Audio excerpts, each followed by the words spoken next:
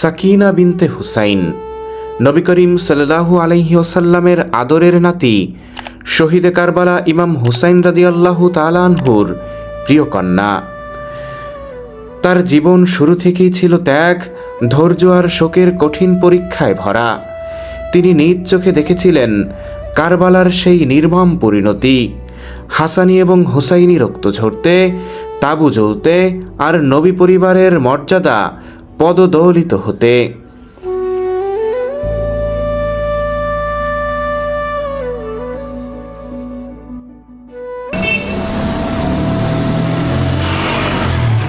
বন্ধুরা, আমরা চলে এসেছি, এই যে দেখতে পাচ্ছেন মসজিদ ও মাকাম সৈয়দা সাকিনা বিনতে সাইয়্যিদনা ইমাম হুসাইন। এই যে দেখুন, আমরা সেই জায়গায় চলে এসেছি। এখন এখানে দেখেন যে মানুষের প্রলাপরত মানুষের অবস্থান দেখুন, মানুষ কত কান্নাকাটি করতেছে। হৃদয় বিতরক রক্তক্ষয়ী কারবালার পর বন্দী অবস্থায় লাঞ্ছিত করতে করতে কুফা থেকে নিয়ে যাওয়া হয় দামেস্কে এবং বন্দী করা হয় ইয়াজিদের কারাগারে। ওই বন্দিত্বের পথে ও কারাগারে তার উপরে চালানো হয় কঠিন মানসিক ও শারীরিক নির্যাতন।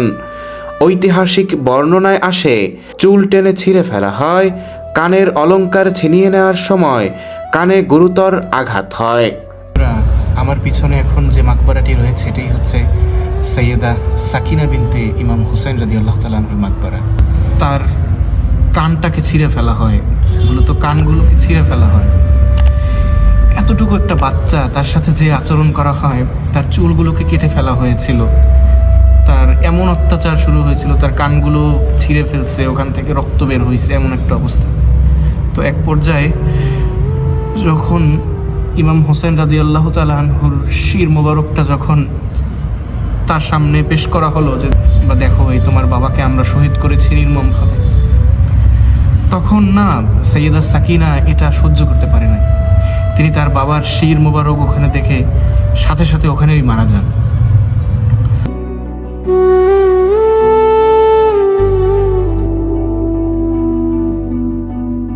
বন্ধুরা, আমরা সাইয়েদা নাফিসার যে কবর, এটা দেখতে পাচ্ছেন সাইয়েদা নাফিসার কবর, সেখান থেকে আমরা বেরিয়েছি। আমরা এখন যাবো হচ্ছে শাহরে শরীফ, যেখানে মূলত সৈয়দা সাকিনার কবর। যে সৈয়দা সাকিনা হচ্ছে ইমাম হুসাইন রাদিয়াল্লাহু তাআলা আনহুর শিশুকন্যা। কি হয়েছিল সেদিন কারবালাতে এবং তাদের সাথেই বা কেমন আচরণ হয়েছিল ইমাম হুসাইন রাদিয়াল্লাহু তাআলা আনহুর শাহাদাতের পর, যে শিশুকন্যা সৈয়দা সাকিনাই বা কি করে এত ছোট অবস্থায় ইন্তেকাল করলেন, সব কিছুই আপনাদেরকে জানাবো। তো চলুন আপনাদের নিয়ে প্রবেশ করি এই শাহরে শরীফে, যেখানে রয়েছে সৈয়দা সাকিনার কবর। আমরা এখন প্রবেশ করেছি শাহরে শরীফের অভ্যন্তরে, এই হচ্ছে, এবং এখানে দেখতে পাচ্ছেন যে অনেকগুলো কবর যেহেতু এক জায়গাতে রয়েছে, তাই এখানে দেখুন যে ম্যাপ করে দেওয়া হয়েছে যে কোনখান থেকে কোনখানে যাবে, এবং সেই সাইয়েদা জাইনাব থেকে শুরু হয়ে একদম শেষ স্টপেজ সাইয়েদা আয়েশা পর্যন্ত মাঝখানে যে কতগুলো আহলে বাইতের কবর আছে সেগুলো এখানে চিহ্নিত করে রাখা হয়েছে। পাশাপাশি আপনারা দেখুন যে এই যে এখানে ম্যাপ করে দেওয়া হয়েছে, মিনিস্ট্রি অফ হেরিটেজ থেকে এগুলো আর কি করে দেওয়া হয়েছে। এই যে দেখুন, এখানে একটা মানে ক্যালিওগ্রাফির মাধ্যমে একটা ম্যাপ করে দেওয়া হয়েছে, বা গ্রাফিতির মাধ্যমে একটা ম্যাপ করে দেওয়া হয়েছে। বন্ধুরা, আপনাদেরকে আগেও বলেছি, এখনও আবারও বলি, এটা হচ্ছে যে ওয়ার্ল্ড হেরিটেজ সাইট থেকে স্বীকৃত এই ইসলামিক কায়রোর গুরুত্বপূর্ণ একটি স্থান এগুলো, যেখানে একই সাথে অনেকগুলো আহলে বাইতদের কবর রয়েছে, এবং প্রত্যেকটা কবরই ইসলামের ইতিহাসে মহামূল্যবান কবর। এই পথে এগোতে এগোতে আমাদের চোখে পড়বে ইতিহাসের এক নীরব স্মারকের। এই পথেই অবস্থান করছে বিশিষ্ট তাবী, মহান মুহাদ্দিস ও স্বপ্ন বিশারদ ইবনে সিরিন রাহমাতুল্লাহ আলাইহির মাকাম। এরপরে কিছু দূর এগোলেই দেখা মিলবে রুকাইয়া বিনতে আলী রাদিয়াল্লাহু তাআলা আনহার মাকাম, যিনি ইমাম হুসাইন রাদিয়াল্লাহু তাআলা আনহুর বোন ছিলেন। এ স্থানগুলো আজও সাক্ষ্য দেয় নবী পরিবারের অশ্রুভেজা স্মৃতির। কিন্তু আজকে আমাদের যাত্রার প্রধান আকর্ষণ হচ্ছে সেই কারবালার শিশুকন্যা, অর্থাৎ ইমাম হুসাইন রাদিয়াল্লাহু তাআলা আনহুর কন্যার স্মৃতি, যেখানে সমুজ্জ্বল রয়েছে হযরত সাকিনা বিনতে হুসাইন রাদিয়াল্লাহু তাআলা আনহুর মাকবারায়। তিনি সেই শিশু যাকে ভালোবেসে ইমাম হুসাইন রাদিয়াল্লাহু তাআলা আনহু কবিতা বলেছিলেন। কবিতার এক অংশে তিনি এভাবেই উল্লেখ করেন, আমি ভালোবাসি সেই ঘরকে যেখানে আমার প্রিয় কন্যা সাকিনা আর আমার প্রিয় স্ত্রী রাবাব বসবাস করেন। দেখুন এখানে মিনিস্ট্রি অফ হেরিটেজ থেকে সব কিছু কিন্তু সুন্দরভাবে যে প্রাচীন সেই প্রাচীনত্ব ধরে রেখেই নতুনভাবে তারা কিন্তু সব কিছুর আয়োজন করেছে। তো আমরা এখন সামনে যাচ্ছি। এখানটাতে বিভিন্ন সময়ের বিভিন্ন খলিফাদের কবরও রয়েছে, বিভিন্ন সময়ের বিভিন্ন খলিফাদের কবরও কিন্তু এখানে দেখা যাচ্ছে। পাশাপাশি এগুলো হয়তো মসজিদ বা বিভিন্ন স্থাপনা হইতে পারে। আমরা এখন একদম পুরো অংশে প্রবেশ করব। সাকিনা শুধু একজন কন্যা নন, তিনি ছিলেন কারবালার কান্না, ধৈর্য আর ভালোবাসার জীবন্ত প্রতীক। আজ আমরা তার জীবন, তার শোক, তার নীরব শাহাদাতের গল্প জানাতে এসেছি, যে গল্প আজও হৃদয়ে গভীরে প্রশ্ন জাগায় আর চোখের কোণে জমিয়ে তোলে অশ্রু। বেশ কৌতূহল আর অদ্ভুত এক উৎকণ্ঠা নিয়ে পরন্ত বিকেলে এই ইতিহাস ঐতিহ্যমাখা পথে আমরা হাঁটতে শুরু করলাম। দূর থেকে চোখে পড়েছিল আমাদের কাঙ্ক্ষিত গন্তব্যের মসজিদ সংলগ্ন মিনার। তবুও প্রতিটি কদমে মনে হচ্ছিল এ পথ যেন শুধু রাস্তা নয়, স্মৃতির এক দীর্ঘ করিডর। এই পথের শেষ প্রান্তে দাঁড়িয়ে আছে কারবালার জীবন্ত সাক্ষী, শহীদে কারবালা ইমাম হুসাইন রাদিয়াল্লাহু তাআলা আনহুর কলিজার টুকরা মেয়ে সাকিনা বিনতে ইমাম হুসাইন রাদিয়াল্লাহু তাআলা আনহার পবিত্র মাকবারা।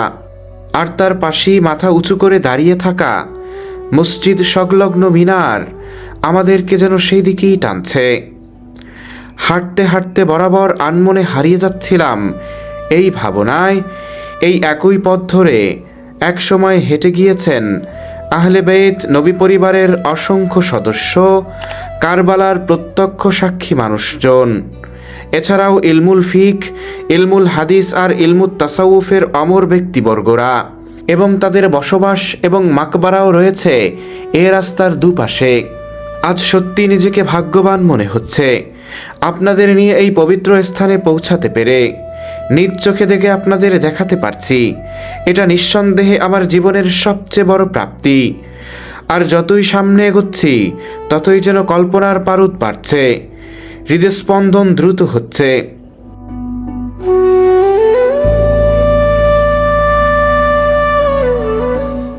সবকিছুর কল্পনা ছাড়িয়ে অবশেষে আমরা পৌঁছে গেছি আমাদের কাঙ্ক্ষিত সেই গন্তব্যে।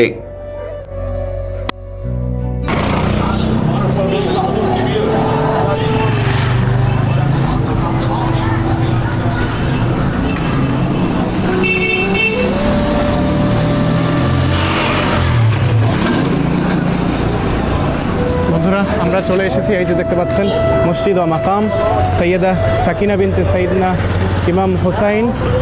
এই যে দেখুন আমরা সেই জায়গায় চলে এসেছি। এখন এখানে দেখেন যে মানুষের প্রলাপরত মানুষের অবস্থান, দেখুন মানুষ কত কান্নাকাটি করতেছে। আমরা এখন এর অভ্যন্তরে প্রবেশ করি এবং এখান থেকে আপনাদের ইতিহাস জানানোর চেষ্টা করি।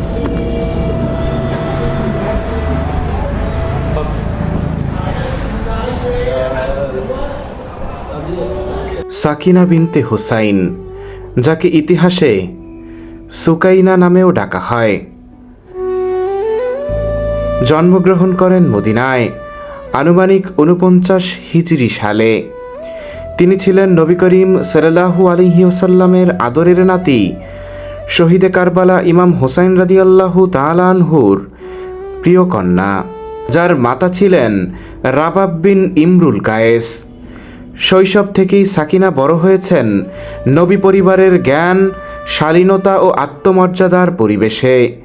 ইমাম হুসাইন রাদিয়াল্লাহু তাআলা আনহু তাকে এতটাই ভালোবাসতেন যে তিনি তার কবিতায় উল্লেখ করেন, আমি ভালোবাসি সেই ঘরকে যেখানে আমার প্রিয় কন্যা সাকিনা ও আমার প্রিয় স্ত্রী রাবাব থাকেন।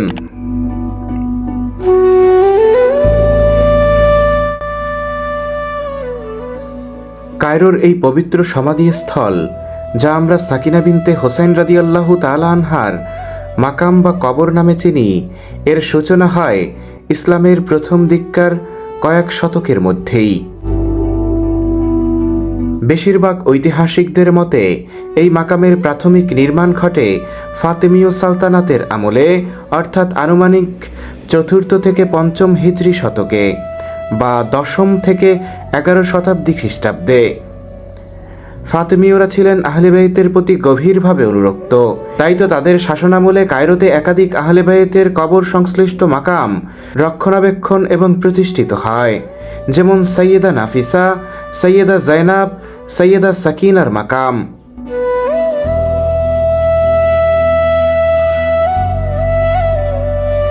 এই মাকামকে কেন্দ্র করেই পরবর্তীতে এখানে ছোট একটি মসজিদ গড়ে ওঠে, যার বিস্তৃতি ও স্থায়ী রূপ পায় আইয়ুবী ও মামলুক শাসনামলে। আইয়ুবী শাসনামলে অর্থাৎ ৬ষ্ঠ হিজরি শতকে বা ১২শ শতাব্দীতে এই সময় মাকবারাটি রক্ষণাবেক্ষণ করা হয় এবং এলাকাটিকে ধর্মীয় কেন্দ্র হিসেবে গড়ে তোলা হয়। মামলুক শাসনামলে ৭ম থেকে ৯ম হিজরি শতক অর্থাৎ ১৩০০ থেকে ১৫০০ শতাব্দীতে এই সময়ে মসজিদটি উল্লেখযোগ্যভাবে সম্প্রসারিত হয়। গম্বুজ, মিনার ও প্রার্থনার স্থায়ী কাঠামো যুগে যুগে সুদৃঢ় রূপ নেয়। পরবর্তীতে উসমানীয় শাসনামলে ১০ম থেকে ১২০০ হিজরি শতক অর্থাৎ ১৬০০ থেকে ১৮০০ শতাব্দীতে এই মসজিদ ও মাকামের একাধিক সংস্কার করা হয়। ওসমানীয় আমলে মেহরাব, কাঠের কাজ এবং অভ্যন্তরীণ অলঙ্করণের পরিবর্তন আনা হয়, যা আজও স্থাপত্যের কিছু অংশে লক্ষ্য করা যায়। ১৯শ শতকে মোহাম্মদ আলী পাশার শাসনামলে কায়রোর বহু ঐতিহাসিক মসজিদের মতো এই মাকবারাটিও পুনরায় সংস্কার করা হয়। পরবর্তীতে ২০শ শতকে মিশরের আওকাফ মন্ত্রণালয়ের অধীনে মসজিদটি একাধিক ধাপে আধুনিক সংস্করণের মধ্য দিয়ে যায়, যার মধ্যে রয়েছে কাঠামোগত দৃঢ়তা, মিনারের পুনর্গঠন ও নামাজের স্থান সম্প্রসারণ। এবার আর দেরি করব না, আমরা এখন সরাসরি প্রবেশ করছি সেই পবিত্র স্থানে, যেটি ছিল আমাদের এ যাত্রার কাঙ্ক্ষিত গন্তব্য। এটাই শহীদে কারবালা ইমাম হোসাইন রাদিয়াল্লাহু তাআলা আনহুর প্রিয় কন্যা সাকিনা বিনতে হোসাইনের মাজার, সে দিকেই যাচ্ছি।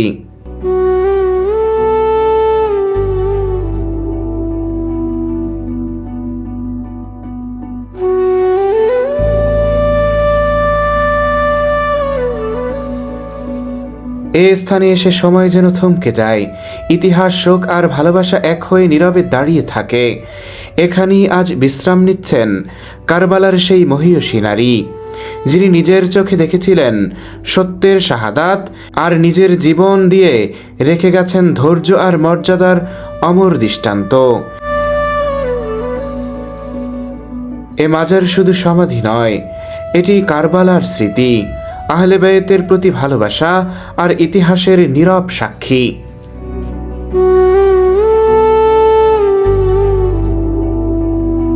৬১ হিজরিতে মাত্র ১৪ কিংবা মতান্তরে ১১ বছর বয়সে সাকিনা বিনতে হোসাইন উপস্থিত ছিলেন কারবালার সেই ভয়াবহ ময়দানে। তিনি নিজ চোখে দেখেছেন তার পিতা ইমাম হোসাইনের শাহাদাত, দেখেছেন আহলে বায়েতের পুরুষদের একে একে শহীদ হতে, আর দেখেছেন তাদের তাঁবুগুলো জ্বলতে ও নিষ্পাপ শিশুদের কান্নায় আকাশ ভারী হয়ে উঠতে। কারবালায় তার ভূমিকা ছিল যুদ্ধের নয়, বরং ইতিহাসের জীবন্ত সাক্ষী হওয়ার। এই বয়সেই তিনি বহন করেছেন শোক, ধৈর্য ও সত্য বলার সাহস, যা পরবর্তী সময় বহু বর্ণনার উৎস হয়ে উঠেছে। কারবালার পর আহলে বায়েতের নারীদের ও শিশুদের বন্দী করে নিয়ে যাওয়া হয় প্রথমে কুফায়, তারপর সিরিয়ার রাজধানী দামেস্কে ইয়াজিদের দরবারে।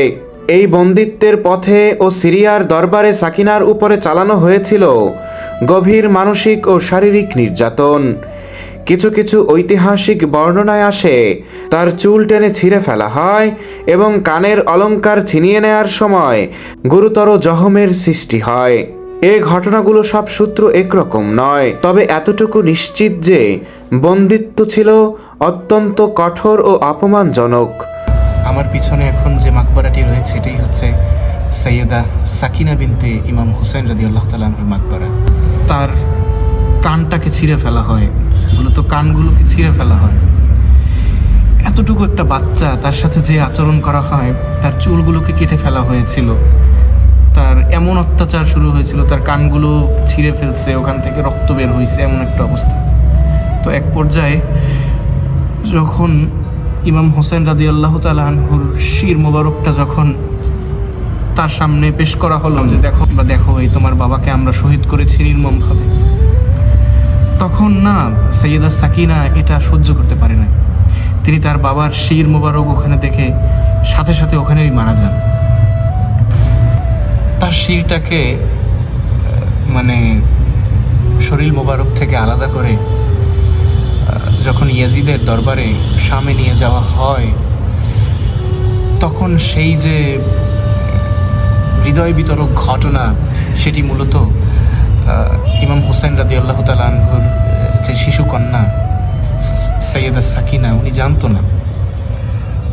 তো পরবর্তীতে যখন মুসলিমদের তাঁবুগুলো যখন ইয়াজিদ কর্তৃক সেনাবাহিনীরা দখল করে নিল এবং এক পর্যায়ে তাদের সবগুলো তাঁবুতে, মহিলাদের তাঁবু বা তাদের যে তাঁবুগুলো তারা এখানে করেছিল সবগুলো তাঁবুতে তারা আগুন ধরিয়ে দিল।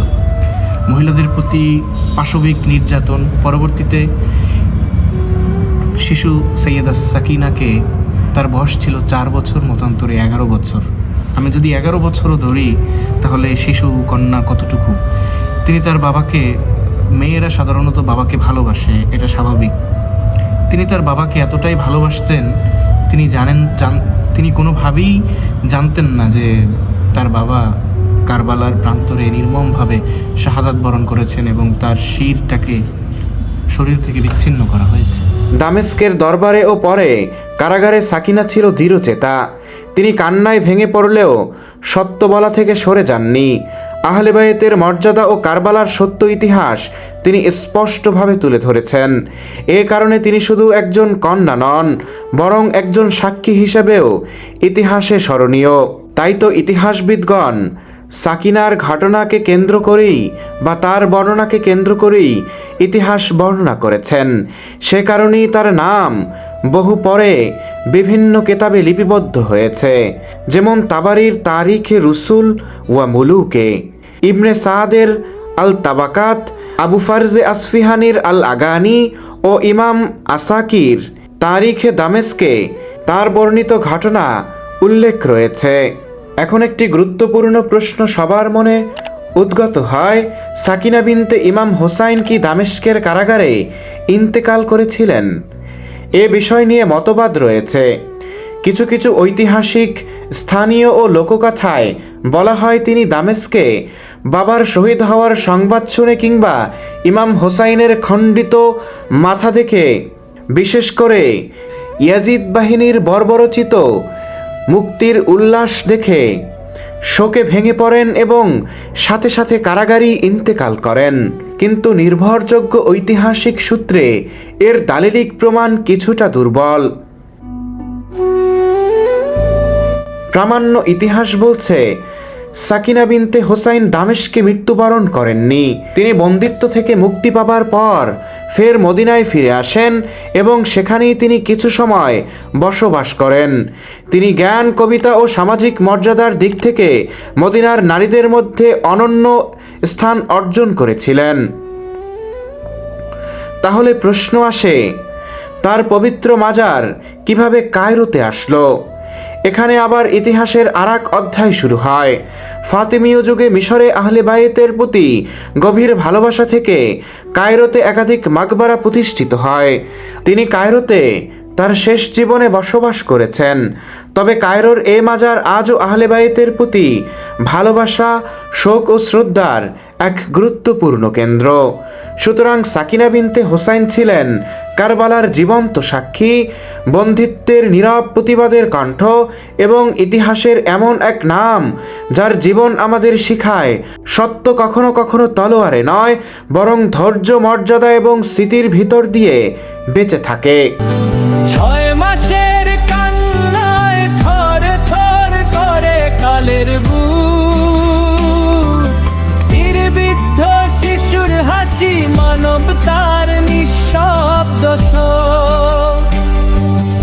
একজন হুসাইন দাঁড়ায় হাজারো ইয়াজিদের ভিড়ে, মাথা নত না করার শপথ রক্তে লিখে দেয় ধীরে। কারবালার বালুকায় আজো কাঁদে ফোরাতের ঢেউ, তৃষ্ণার্ত আকাশ ডাকে হুসাইন তুমি কোথায় রইলে। শির পড়ে যায় তবু নত হয় না ইমানের ধ্বজা।